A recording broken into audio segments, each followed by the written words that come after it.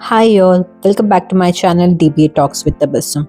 In today's video, I'll show you 3 ways to check when your SQL Server instance last started by using DMV, TempDB creation date and error log.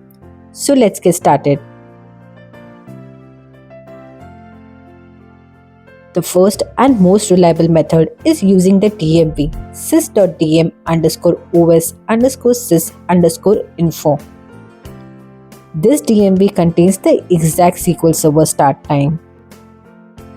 This is the official SQL Server start date. Whenever your SQL Server restart due to patching, failover, manual restart or due to any issue, this value updates immediately. The second method is checking the creation date of TempDB. Every time the SQL Server starts, TempDB is recreated. So, its creation time is equal to SQL Server start time.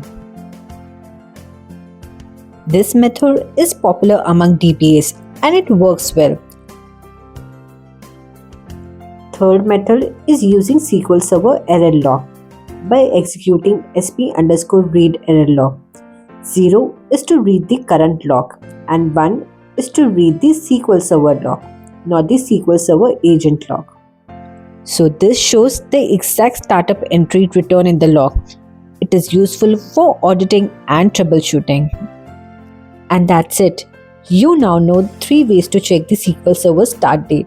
If you found this video helpful, hit like, share and subscribe. Thanks for watching. See you in next video.